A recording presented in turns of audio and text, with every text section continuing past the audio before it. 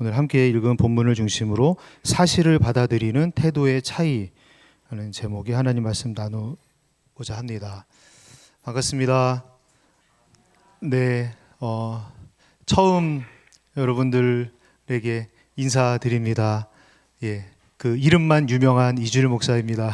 반갑습니다.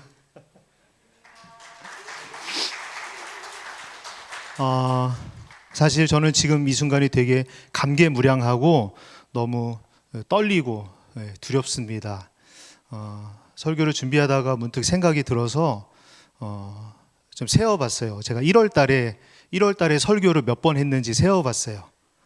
29번을 했어요. 1월 달에 29번을 했는데 2월 달에는 그러면 설교를 몇 번 했을까요? 한 번도 안 했어요. 그리고 이제 오늘 말씀을 준비하면서 이렇게 섰는데 왜 1월 달에는 설교를 29번을 하고 2월 달에는 한 번도 안 했을까요? 궁금하신 분들은 개인적으로 찾아오시면 제가 말씀드리겠습니다. 너무나 큰 하나님의 은혜가 있었어요. 그 은혜 때문에 지금 이 부산중앙교회에 제가 와 있게 되었고 너무나 부족하지만 그리고 떨리지만 그리고 되게 어색하지만 또 하나님 말씀 들고 여러분들 앞에 서게 되었습니다. 모든 것이 하나님 은혜입니다. 요한복음 20장 31절 말씀을 보면 저자인 요한이 자기가 쓴 복음서의 기록 목적을 이렇게 밝히고 있습니다. 그러니까 너희, 그때 당시의 사람들뿐만이 아니라 이후에도 요한복음을 읽는 모든 독자들을 칭하는 것인데 예수께서 하나님의 아들 그리스도이심을 믿게 하려 하며 또 너희로 믿고 그 이름을 힘입어 생명을 얻게 하기 위하여 내가 이 요한복음을 기록했다라고 요한은 말하고 있어요. 그래서 요한복음 20장 31절 이 말씀을 유념하면서 요한복음을 쭉 읽어 내려간다면 전체를 좀 관통하고 또 전체를 통해서 요한이 무엇을 말하고자 하는지 그 기록 목적을 이해할 수 있어요. 그래서 처음 요한복음을 읽을 때는 이게 상당히 심오하고 영적인 이야기고 예수님이 하셨던 그런 일들과 또 대화들 중에 아주 심오한 그런 영적인 대화와 그런 사건들만을 뽑아서 거기다가 요한이 좀 이게 자기에게 특별하게 주신 영감을 통해서 해석해서 쓴 그 책이기 때문에 사실 요한복음을 처음에 읽으면 매우 어려워요. 매우 어려워서 읽다가 마지막에 이제 21장 끝이 아니고 20장 끝에 가면은 이 기록 목적에 대해서 언급하고 있어서 이거구나 하고 다시 요한복음을 시작하면 조금은 더 요한복음을 통해 주시는 은혜를 우리가 밝히 알 수 있는데요. 그래서 그렇게 다시 요한복음을 읽기 시작을 하면은 이 요한복음 안에 기록된 모든 사건에서 모든 예수님과 사람들과의 대화 속에서 그 기록 목적이 뚜렷하게 드러납니다. 무엇을 말하려고 하냐면 예수님이 하나님의 아들 그리스도이시다. 그리고 그 이름을 믿으면 영생을 얻을 수 있다. 그래서 우리가 이번 주에 그 큐티 본문이어서 묵상하고 있는 이제 10장에 들어갔는데 9장을 보게 되면은 이 9장에서도 요한은 한 사람과 또 한 무리를 대비하여서 독자인 우리에게 그 기록 목적을 드러내고 있습니다. 누구냐면 이제 날 때부터 눈 먼 사람과 날 때부터 눈 먼 사람들, 그러니까 한 사람과 무리들. 근데 상황은 뭐 별다를 거 없어요. 비슷한 것 같아요. 똑같아요. 날 때부터 눈 먼 사람과 날 때부터 눈 먼 사람들을 놓고 대비하면서 우리에게 교훈을 주고 있습니다. 여러분, 그렇다면 어느 쪽이 진짜 눈 먼 사람이었을까요? 그 결론이 오늘 본문인 35절부터 41절까지 언급하고 있는데요. 그래서 9장의 앞부분도 우리가 좀 살펴보면서 어떤 사람이 진짜 눈뜬 사람이었고 어떤 사람이 진짜 눈먼 사람이었는가, 그리고 이 눈뜬 사람이 있다면 그 사람이 어떤 자세를 가지고 예수를 대했기에 그분을 그러니까 그분이 그리스도이심을 받아들이고 또 믿음의 눈을 뜰 수 있었는지에 대해서 우리가 한번 생각해 보려고 합니다. 여러분, 빛이 조금도 없는 캄캄한 공간에 있으면 어느 것도 구분할 수 없죠. 그래서 여기가 어딘지도 알 수 없고 그 공간 안에 어떤 물건이 있다고 한다면 그 물건의 색깔이나 형태, 어떻게 생겼는지, 무슨 색인지 전혀 알 수가 없습니다. 그리고 거리나 그 공간에 대한 감각도 사라지죠. 그 물건이 어디에 있는지도 사실 내 손이 닿을 만한 데 있는지 없는지도 잘 알 수가 없죠. 그런데 그 공간 안에 빛이 아주 조금이라도 새어 들어온다면 금세 그 안에 있는 모든 것에 대한 구분이 가능해지죠. 여기가 어딘지, 이 안에 무슨 물건이 있는지, 그 물건의 색깔과 형태가 어떠한지, 또 만약에 그 안에 누가 다른 사람이 있다면 그 사람이 누군지, 남자인지 여자인지, 키가 큰 사람인지 작은 사람인지, 그리고 그 사람의 상태가 어떠한지까지도 빛이 조금만 새어 들어온다면 그 공간 안에 있는 모든 것을 우리가 확인할 수 있을 겁니다. 이처럼 정말 어두운 이 세상에 예수님이 오셔서 기적을 행하시고 자기를 드러내시면서 빛을 비추시니까 이 복음서 전체의 여러 곳을 보면요, 모든 것이 이전에 깨닫지 못했던, 이전에 사람들이 알지 못했던 모든 것들이 정말 환히 드러내고 있는데요. 오늘 본문에서는 무엇이 드러납니까? 아까 말씀드렸던 태어날 때부터 눈 멀었던 사람과 눈 먼 사람들 중에 진짜 누가 눈 먼 사람이었는지에 대해서 명확하게 드러나고 있어요. 스스로 보고 있다고 생각했고 스스로 알고 있다고 생각했던, 그래서 도무지 모든 것에 대해서 도무지 전혀 눈을 뜨려고 하지 않았던 이 바리새인들, 이 사람들이 결론적으로 얘기하면 진짜 눈먼 사람들이었던 거죠. 그들의 특징이 무엇입니까? 눈앞에 벌어진 사실들에 대해서 정직하게 고지고대로 있는 그대로 받아들이지 않았어요. 왜요? 사실이 드러내는 명백한 진리를 이 사람들은 원하지 않았기 때문입니다. 자기들이 이전부터 가지고 있는 전제가 있었어요. 그러니까 그 전제를 결론으로 내려놓고 그것만이 답이라고 생각하고 어떻게든 그 안에 그것과 부합하는 사실들만 찾고 그것과 맞는 증언들만 계속해서 구하며 그것과 반대되는 그 사실에 대해서 정확하게 언급하고 있는 어떤 것들에 대해서는 다 배격하는 거예요. 조상으로부터 자기들까지 쌓아온 그런 지식과 경험들, 그리고 그것을 토대로 자기들이 지금까지 목숨 걸고 지켜왔던 관습만이 옳은 것이고 그것만이 진리이다, 그런 고집, 그런 교만이 가득했던 사람들이었던 거죠. 그러니까 태초에 하나님과 함께 계셨던 말씀이 자기들 눈앞에 나타나 있는 이 놀라운 사실에 대해서 이 사람들은 듣질 않아요. 보지도 않아요. 누가 전해주어도 인정하지 않는 겁니다. 그래서 날 때부터 눈먼 사람은 자기에게 일어나는 그 일들을 사실 그대로 받아들이면서 정직하게 그것을 대하면서 점점 그 과정 가운데 빛으로 나아가는 모습을 보여주고 있는데, 오늘 본문의 바리새인들은요, 계속해서 그 빛이신 예수님이 하신 일에 대해서 주변 사람들이 언급하고 드러내고 그분이 예수다, 그분이 선지자다, 나중에 이야기하겠지만 그분이 하나님의 아들이시다라고 사람들이 계속해서 얘기하고 있지만 눈을 계속해서 닫아요. 귀를 계속해서 닫아요. 그러면서 점점 더 깊은 영적인 어두움으로 빠져들어가고 있어요.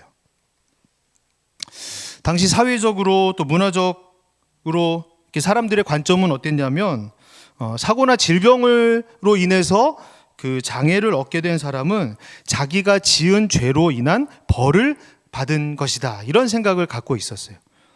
근데 이 사람은요, 어때요? 날 때부터 눈이 멀었으니까 이게 이 사람의 죄인지 이 사람의 부모의 죄인지 이게 알 수가 없는 거예요. 그러니까 그것만이 이 사람에 대해서 생각하고 주변 사람들이 모여서 걔가 과연 왜 눈이 멀었을까? 태어나기도 전부터, 그러니까 태어났을 때부터 눈이 멀어 있었으니 뭐 뱃속에서 어떤 죄를 지었겠어? 어쨌든 간에 이게 좀 이 누구의 죄일까? 그게 아이의 죄라고도 하기도 좀 애매하고, 그렇다고 부모의 죄라고 하기도 애매한데 과연 이게 누구의 죄일까? 사람들은 모여서 만약에 그 맹인에 대한 이야기가 나오기 시작하면 죄다 그런 얘기만을 했을 거예요. 그래서 이 맹인이 눈을 떴으니까 그것에 대해서 사람들이 이제 난리가 난 거예요. 누구의 죄로부터 해결된 것인가, 뭐 이런 거예요.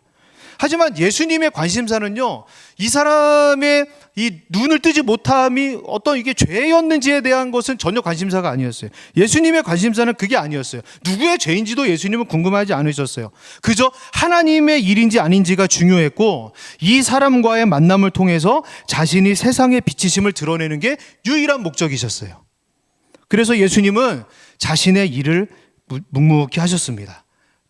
땅에 침을 뱉어서 진흙을 만드셔서 그것을 눈먼 사람의 눈에 바르셨어요. 그리고 실로암 못에 가서 씻으라고 하셨어요. 그리고 그 사람이 순종하니까 어떤 일이 일어났습니까? 눈이 밝아졌어요. 이웃 사람들은 믿을 수 없었어요. 자기들 안에 해결되지 못하는 그 문제 때문인 거예요. 이게 과연 누구 죄였을까? 쓸데없는 그 해결되지 못한 문제 때문에 이웃 사람들은 그 사실에 대해서 이거를 정직하게 받아들이지 못하는 거예요. 날 때부터 앞을 못 보는 부산에서는 걸베이라고 하는 것 같은데 빨리 부산말 배우겠습니다. 그 걸베이가 눈을 뜬 사실에 대해서도, 그리고 그 사람이 눈을 뜨게 해준 사람, 그 예수라 하는 사람이 눈을 뜨게 해주었다는 것도 이 사람들은 믿을 수가 없었어요. 그래서 판단해달라고, 그 문제에 대해서 해결해달라고 이 종교 지도자였던 바리새인들에게 이 사람을 데리고 간 거예요. 바리새인들은요 더 가관이에요. 이 맹인이었던 사람은 바리새인들 앞에 와서 계속해서 자기에게 일어난 사실에 대해서 말하는데, 바리새인들은요 그 사실에 대해서는 안중이 없어요. 그저 이 사람들의 머릿속에는 뭐가 걸치는 거예요? 안식일 규례만 계속 걸치는 거예요. 날 때부터 맹인이었기 때문에 의학적으로는 도저히 어떻게 할 수 없는, 그동안 어떻게 해줄 수 없는 사람이 눈을 뜬 그 기적적인 사건. 그래서 그들의 의식대로라면 하나님이 하시지 않았다면 절대로 일어날 수 없는 일이 분명히 일어났는데, 이 바리새인들은요 그 사실을 눈앞에 두고도 이거를 정직하게 받아들이지 못해요. 왜요? 안식일에 어떤 일을 행하면 그거는 무조건 죄다라는 쓸데없는 생각이 이 사람들에게는 있었기 때문이에요. 그래가지고 거기서 또 이게 진화한 생각이 뭐예요? 안식일에 이 일을 행한 그 사람은 하나님께로부터 온 사람이 아니다. 그러니까 이것은 하나님이 일으키신 일이 아니다. 단정 짓고 자기들의 눈을 감아버립니다. 그 사람들에게 사명감까지 생겨나기 시작해요. 어떤 사명감입니까? 예수라는 사람이 하나님이 보내신 사람, 메시아가 아니라는 것을 증명해야 되는 거예요. 그래서 증인으로 이 맹인이었던 사람의 부모를 소환합니다. 하지만 이 부모들도 이 바리새인들 앞에 와가지고 어떻게 보면 약간 종교적 재판 같은 성격이 있었던 그 모임에 머리에 와가지고 소극적인 자세로 부정해요. 본인들이 낳고 키운 아들이잖아요. 그렇기 때문에 누구보다도 그 사실에 대해서 직접적으로 경험했을 텐데도 이 부모들은 정직하게 그것을 받아들이고 말하지 않아요. 왜요? 출교당할까 봐, 사회적으로 매장당할까 봐. 그 두려움 때문에 예수를 그리스도로 인정하지 못합니다. 그리고 다시 이 바리새인들은요 맹인을 소환합니다. 자기들의 관념 안에서 안식일에 그 일을 행한 사람이 죄인이라는 것을 단정하고 그것을 인정하라고 계속해서 강요해요. 그러니까 이 맹인이었던 사람이 뭐라고 말합니까? 또 그저 자기에게 일어난 사실을 그대로 말해요.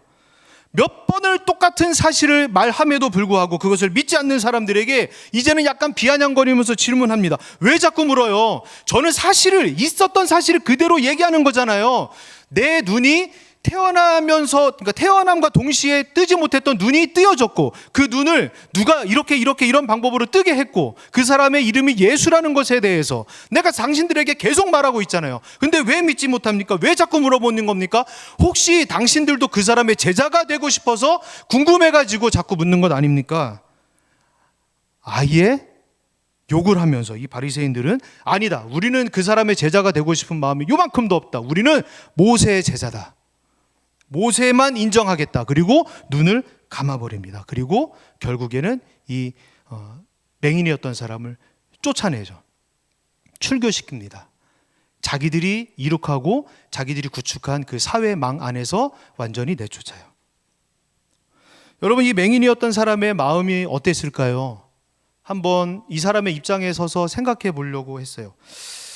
태어나면서부터 앞을 못 봤어요. 누구의 잘못인지도 모를 죄 때문에 사람들에게 괄시를 계속해서 당했습니다.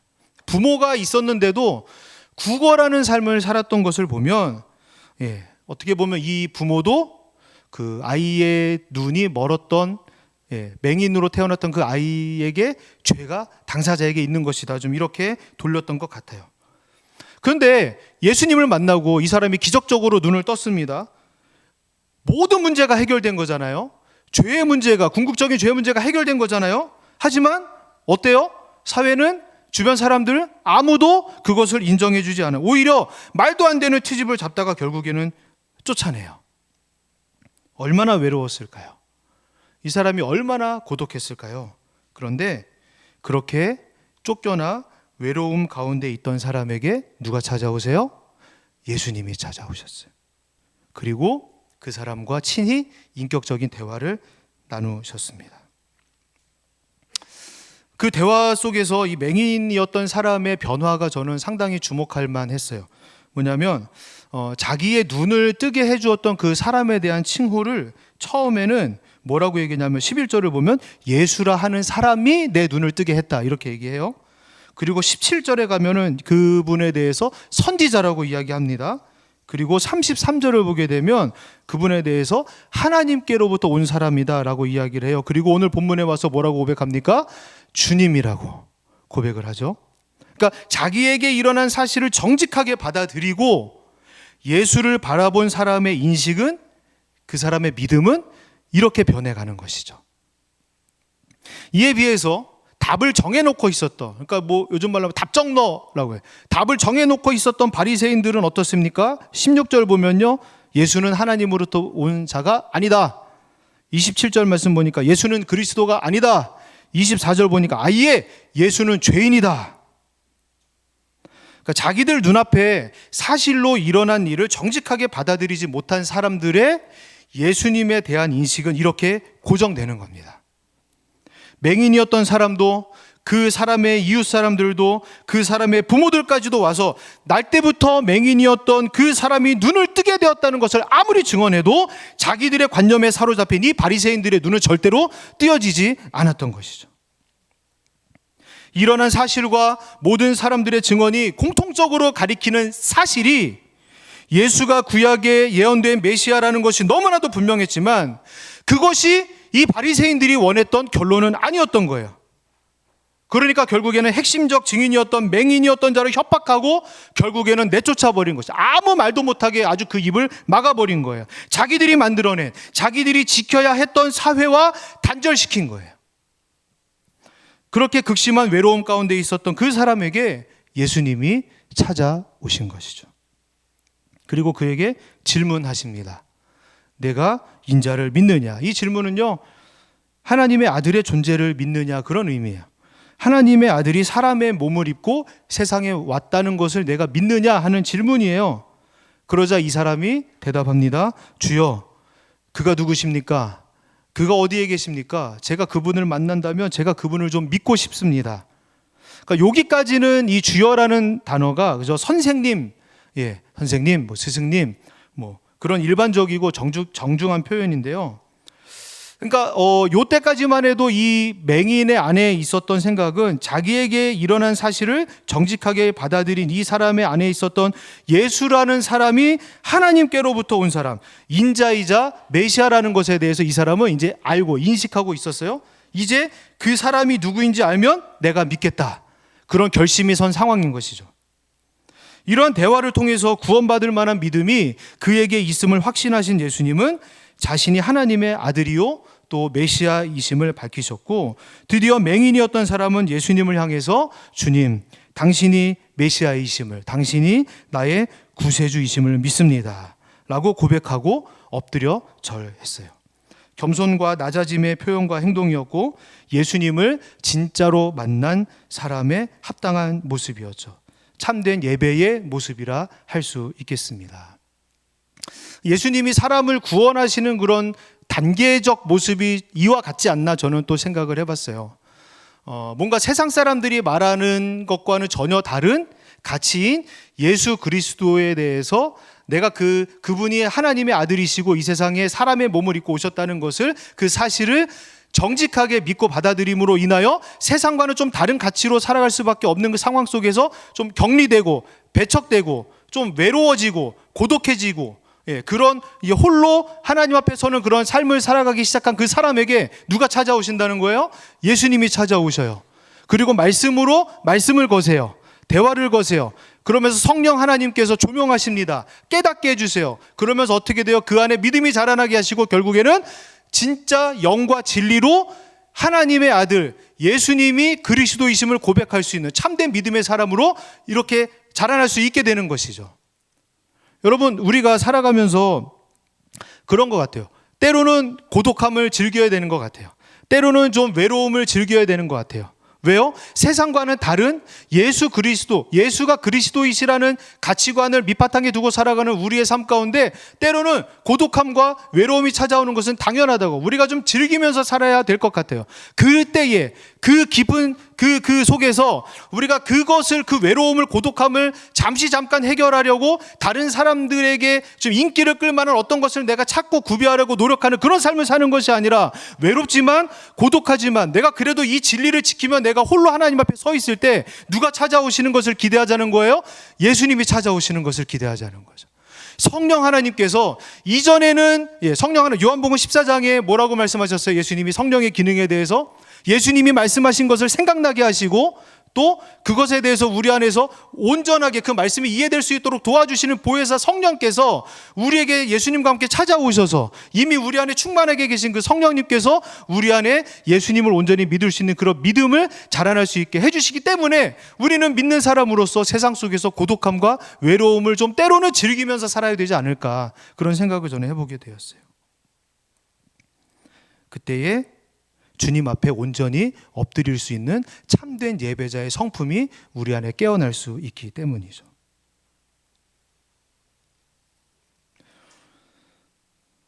우리 주변에는 온통 사실들로 가득 차 있습니다.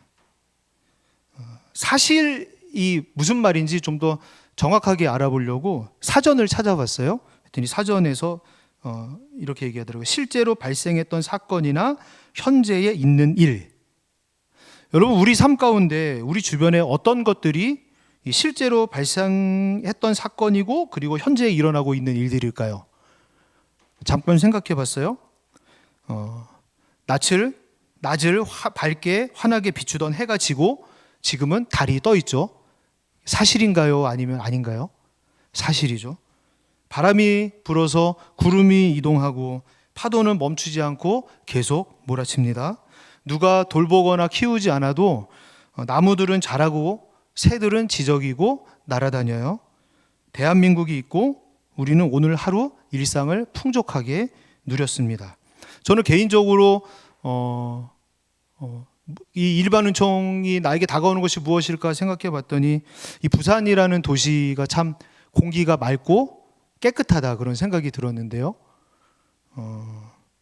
이 모든 사실들이 우리를 향해 다가올 때 과연 우리는 어떤 자세와 생각으로 대하고 있습니까? 이미 가지고 있는 전제입니까? 물질 만능주의와 불가지론이 팽배한 세상에서 배우고 익히고 저절로 갖추게 된 그런 관념입니까? 하나님은 지금도 온 우주를 동원하셔서 예수가 그리스도이심을 명백히 증거하고 계신데 사회와 단절되는 것이 무서워서 그 사실들에 대한 정직한 받아들임과 고백을 주저하는 삶을 우리는 살고 있지 않습니까? 주님이 세상에 오심으로 인해서 진짜 눈뜬 사람과 진짜 눈먼 사람이 드러났어요.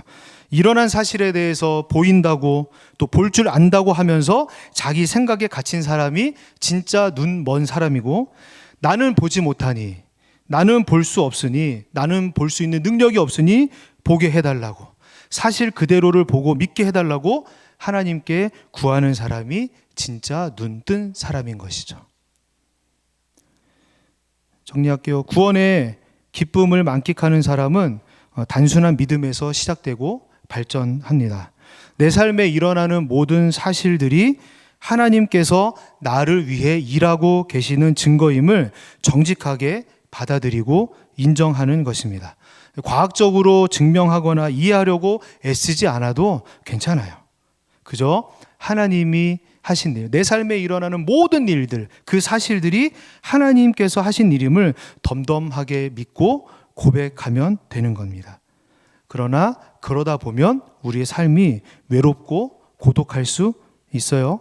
사람들이 비방하고 배척해서 쫓겨날 수 있습니다. 마치 방주를 산 위에 지었던 노아와 같은 일을 우리가 그런 손가락질을 당할 수 있어요. 하지만 그때에 우리 주님은 찾아오셔서 말씀으로 대화를 거십니다. 성령께서 인자를 깨닫게 하시고 볼 수 있게 하십니다. 예수님이 그리스도이심을 밝혀주시고 믿음 주십니다. 그러면 내 자아가 완전히 깨지고 부서져 주님께 엎드려 경배하게 되는 것이죠. 참된 예배자의 삶을 살아가는 것입니다.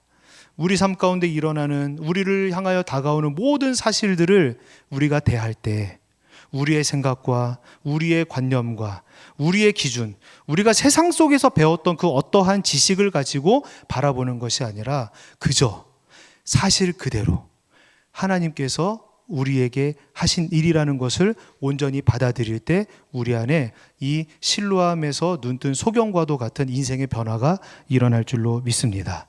참된 예배자의 삶을 우리가 살아갈 수 있게 되는 줄로 믿습니다. 그러한 은혜를 누리는 우리 모두가 되기를, 말씀을 통해서 그러한 깨달음과 그러한 은혜를 날마다 누리는 우리 모두가 되기를 주님의 이름으로 축원드립니다.